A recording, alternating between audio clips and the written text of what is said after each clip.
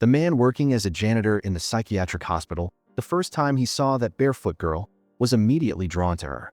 But before he could get closer to start a conversation, a nurse told him she was a patient undergoing psychological treatment. He could only turn away in disappointment. Little did he know that this very barefoot girl would completely change his life. That very night, as Jay was walking through the hospital corridor, he suddenly heard a cry for help coming from a patient's room. He immediately pushed the door open and burst in, and was horrified to witness a staff member committing a depraved act with the girl from that morning. He rushed forward and punched him to the ground. But the incident also terrified the girl to the extreme. Jay comforted her. "You did nothing wrong. That guy is the pervert. He was trying to harm you." She asked him, "Are you the janitor?" Jay replied, "Yes, I'm Jay." She asked who his mother was. Jay replied, "It doesn't matter. I have to go now. Will you be okay?" Only after the girl had calmed down did Jay turn to leave. But he could never have expected that just as he stepped out of the hospital, that girl was secretly following him, silently trailing him from a distance. He asked, "What are you doing?" She said she would go with him and that she didn't like it there at all. Her thoughts were very clear and not at all like someone with a mental illness. So, after a quick look around, Jay pulled Daisy into a hidden corner. But he still couldn't hold back his curiosity. Jay asked, "Why aren't you wearing shoes?" Daisy said that shoes hurt her feet. Clearly, her condition was very difficult to determine. Jay then told her she should go back to the hospital, but as soon as the words left his mouth, Daisy began to breathe heavily and panic. He had no choice but to calm her down first. It wasn't until she gradually calmed down that Jay took out a few bills from his wallet, hoping she would take a taxi home by herself. But just as he turned to leave, Daisy again tagged along silently behind him. Seeing this, Jay also grew worried and had no choice but to stop and slowly turn back around. Before him stood Daisy, silent and alone. Her eyes, as clear as crystal, seemed not to belong to this world. Seeing that sight, Jay's heart softened, and he decided to take her home himself. But after asking for a while, he learned that Daisy remembered absolutely nothing about her family. Looking at that lovely face, a bold idea flashed in Jay's mind. It turned out that before becoming a janitor, Jay was a true rich kid, living in a family with enormous wealth, enjoying a life of luxury day after day, and the women by his side changed constantly. His father could not stand his dissolute lifestyle and had ruthlessly blocked all his bank cards, thinking he would wake up. But unexpectedly, he didn't recognize his mistakes at all. Instead, he borrowed from loan sharks to continue his spending, was even threatened by creditors, then arrested by the police and sent to the psychiatric hospital to work as a janitor. Not long after, a call from his father brought a turning point. It turned out his younger brother's wedding was about to take place. Upon hearing this, Jay celebrated silently, thinking perhaps this was his chance to ask his father for a large sum of money and clear his massive debt. But his father set a condition: "You must bring your girlfriend to the wedding." Jay immediately agreed to bring her. And so, Daisy's appearance helped him solve his current predicament. So Jay began to use Daisy, having her pretend to be a nurse and attend his brother's wedding with him to regain his father's trust. But ironically, fate led Jay in a completely unexpected direction. As soon as they got on the plane, Daisy was constantly causing trouble. The flight attendant told Jay that his girlfriend had been in the restroom for too long. Jay rushed to the restroom door, only to find Daisy fumbling because she couldn't find the flush button and was trapped inside. Luckily, Jay patiently guided her for a while. She finally found the flush button but was startled by the sudden sound of the water. Just when he thought everything was settled, it wasn't long before the flight attendant woke Jay up again. "We have another problem."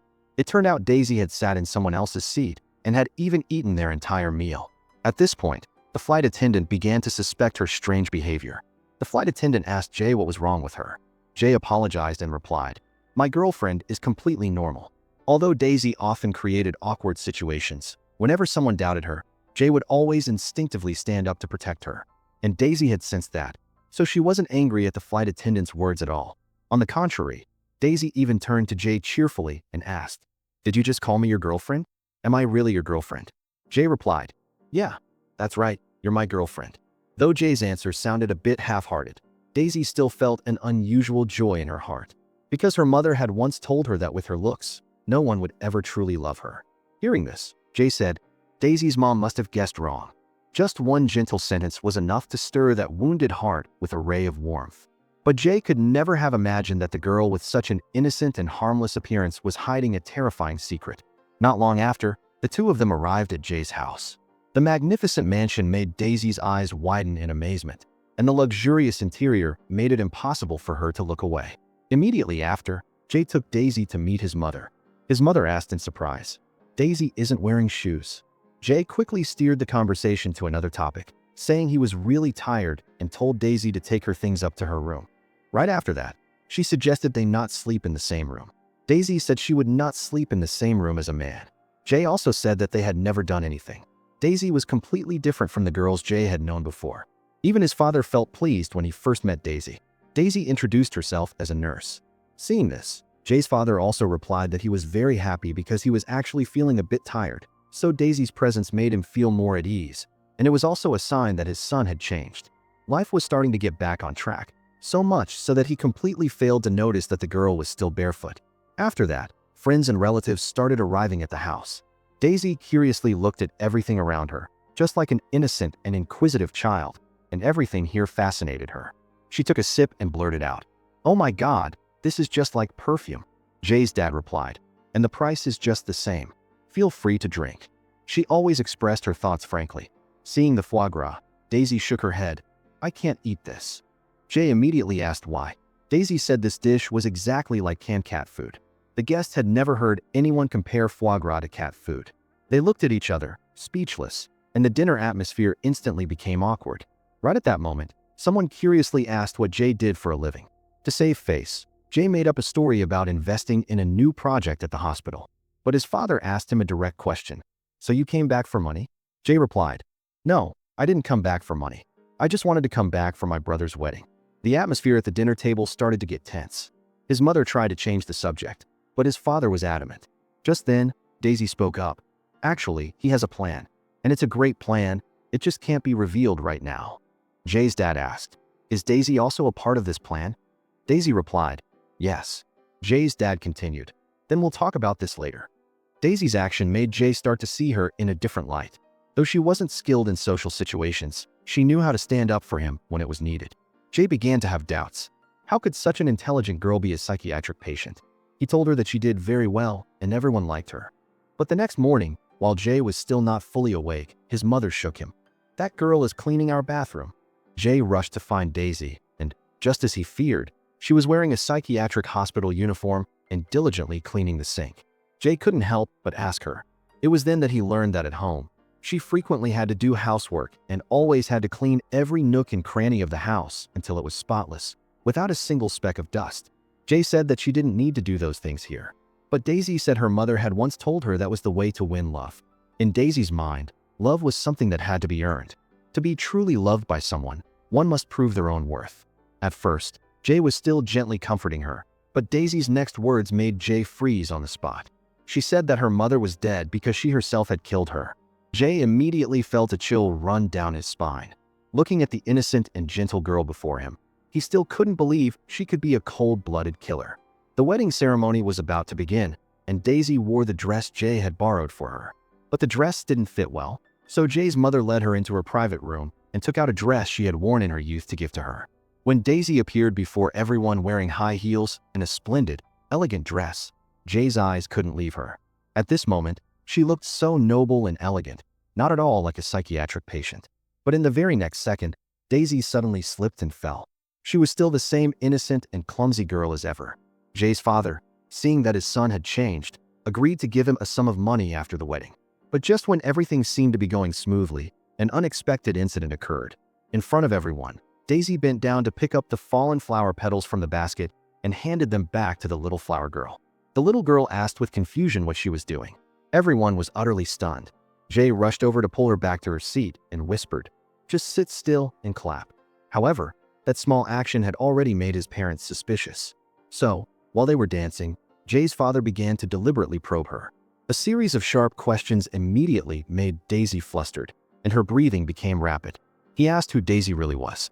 A sudden panic attack erupted, causing her to collapse to her knees, completely losing control.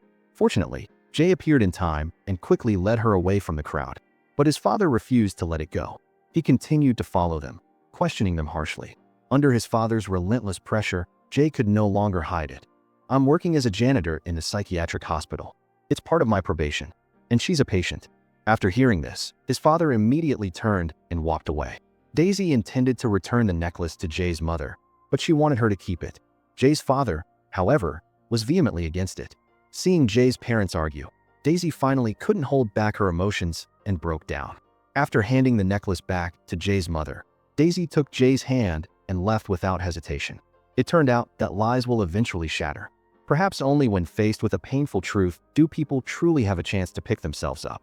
Though her heart was in utter turmoil, Daisy couldn't help but ask, "Is our plan over?" Jay replied, "Yes, it's over." Now that things had come to this, Jay no longer cared about his reputation. He decided not to return to the hospital, but to take Daisy away from this place. And so, the two of them snuck into his father's garage and drove off in a vintage RV.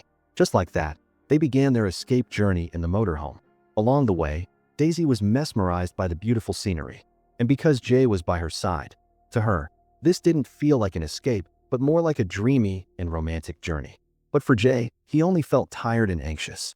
To shed this burden, he took Daisy to a bus station, pressed a few bills into her hand, and told her he needed to make a phone call. At that moment, Daisy had a feeling that something was wrong. She asked if he would be long. Jay said just a moment. Watching Jay's retreating back, a sense of unease rose within her. Yet, she still believed in him and quietly sat at the station, waiting for his return. But as time ticked by minute and there was still no sign of Jay, she gradually realized that she had been abandoned. Yet, deep in her heart, she still held on to a fragile sliver of hope that maybe, in just another moment, Jay would appear and take her away from this strange place. But from early morning until late at night, when a staff member came to ask her why she had been waiting there for so long, she replied, "My boyfriend just wanted to make a phone call, so he should be back soon." The staff member noticed she wasn't wearing shoes and reminded her, fearing her feet would get cold. Daisy searched her pockets but couldn't find her shoes anywhere. It turned out her only pair of shoes had been left behind in Jay's car. Just then, Jay received a call from the hospital director. It turned out that Daisy had been locked in the house by her mother since she was a child. She lacked basic social and communication skills. The director demanded that Jay immediately bring Daisy back to the hospital. After hearing this, Jay looked at the canvas shoes, and a wave of anxiety and regret washed over him, as if he had just lost something very important. He shouted, "Damn it." Daisy finally accepted the fact that she had been abandoned, and tears streamed from the corners of her eyes. She slowly walked to the reception desk and pitifully asked for help. Just as she was in a state of confusion, Jay suddenly appeared behind her. She chided him, asking if he was making one phone call after another. Jay replied that there would be no more calls. The next day, the sky was clear and cloudless, the sun gentle and soft. The whole world seemed to be filled with warmth and hope. The two of them set off again. But this time, everything was completely different. Jay began to truly take on the role of a boyfriend, and a look of determination shone in his eyes. He was determined to protect Daisy and to protect their future together. He held Daisy's hand tightly, as if afraid she would get lost. He took out the little money he had left so she could buy something she liked. However, the news of a janitor kidnapping a psychiatric patient had spread everywhere. The police had also caught wind of their whereabouts, so they were forced to leave quickly. Daisy didn't understand what was happening. Even when she saw the police chasing them from behind, she still smiled and waved at them. Finally, at a turn, Jay suddenly swerved sharply and successfully shook off the police. It wasn't until night fell that they found a place to rest temporarily.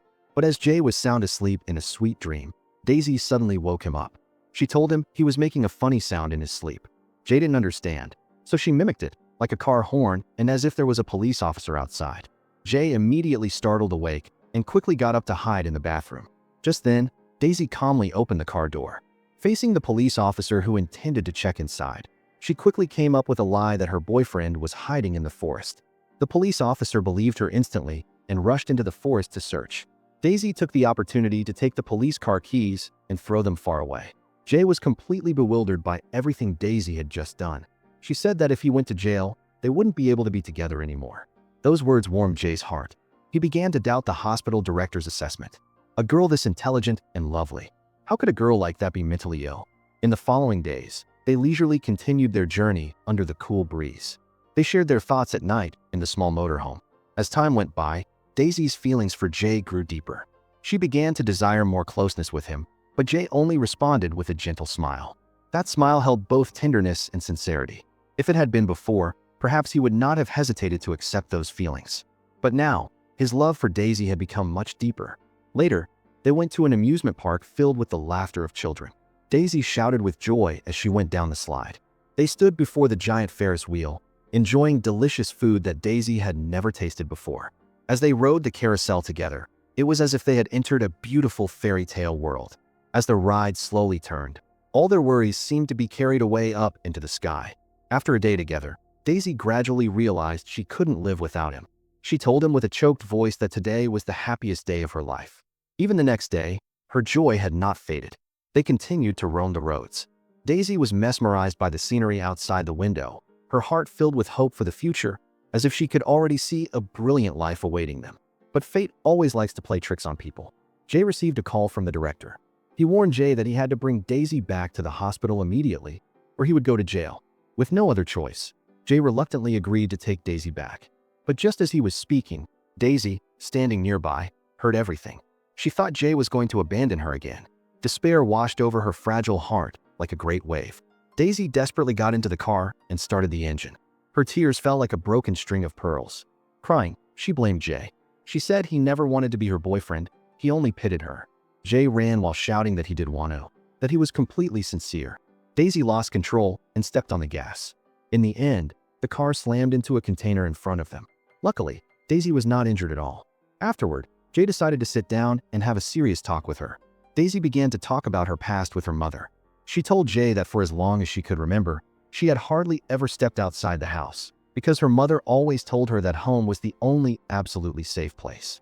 Her mother also often talked to herself, sometimes shouting out suddenly. These behaviors always made Daisy feel uneasy. Then one night, her mother's screams echoed through the living room all night long. The next morning, when Daisy tiptoed out, she was horrified to find her mother collapsed on the floor, no longer breathing. Hearing this, Jay suddenly had an epiphany. All the knots in his heart seemed to be untied. It turned out Daisy had never harmed her mother. The one who was truly mentally ill was not Daisy, but her mother. It was because she couldn't save her mother in time that the shock had haunted Daisy, making her always think that she was the one who had indirectly caused her mother's death. Jay comforted her, saying it wasn't her fault. She asked him why she had to go back to the hospital. He said that at that time, he didn't want to take her back. That was true. But now, he said honestly, he really didn't want it anymore. She asked him if she would have to live in the hospital for the rest of her life. At this point, Jay really didn't know either. She said no one would know where she was. Jay said, "I'll know, I'll never forget. You don't forget either, okay?" Jay gently placed a kiss on Daisy's lips. The silent tear at the corner of Daisy's eye at this moment was not just water, but contained complex and intense emotions. It was the deep affection she had for Jay, a feeling that clung like vines, gripping her heart tightly, refusing to let go. At the same time, it was also resentment towards fate, as if destiny was a cruel, invisible hand that had crushed their beautiful dream, and she could only endure helplessly, turning all her grievances and pain into a silent stream of tears. The two looked at each other, full of love. Their eyes seemed to burn with the flame of love. Although that moment was silent and filled with emotion, they said no words to each other, but in both their eyes was an overflowing sense of attachment and fierce determination, like an invisible force that crossed all silent distances and touched the very bottom of each other's hearts. But unfortunately, in the end, Jay was still sent to jail. The news quickly reached his mother's ears. She pleaded with her husband to step up and bail out their son, but he was still angry about what had happened before. The mother said angrily that there was a time when he, too, was that reckless, just as reckless as Jay, and who bailed him out. His father did. That sentence made him decide to step up and help his son. As Jay was about to be released from jail, the father and son gave each other a gentle nod. In that moment, all barriers between them seemed to dissolve. Jay didn't dare delay and rushed to the hospital to find Daisy. But the director coldly blocked him at the door, even warning that if he continued to cause trouble, Jay would be sent back to jail. But how could Jay give up so easily? To see Daisy again at all costs, Jay deliberately fell onto the railway tracks in front of the police, pretending to have a nervous breakdown. And as expected, he was taken to the psychiatric hospital. But the director quickly saw through Jay's trick, coldly refusing his request for admission. Powerless in that situation, Jay was forced to tell the story about Daisy's mother. After hearing it, the director was extremely surprised, but he couldn't just rely on Jay's side of the story. Everything needed to be carefully investigated before the next decision could be made. At the same time, upon learning that Jay had also been admitted to the hospital, a powerful emotion arose in Daisy's heart. She insisted on seeing him, but the doctor wouldn't let her leave her room. She shouted helplessly, "I'm not having an episode. I just want to see my boyfriend." After a few days of investigation, The director discovered that Daisy's mother did indeed suffer from schizoaffective disorder and even had severe paranoia.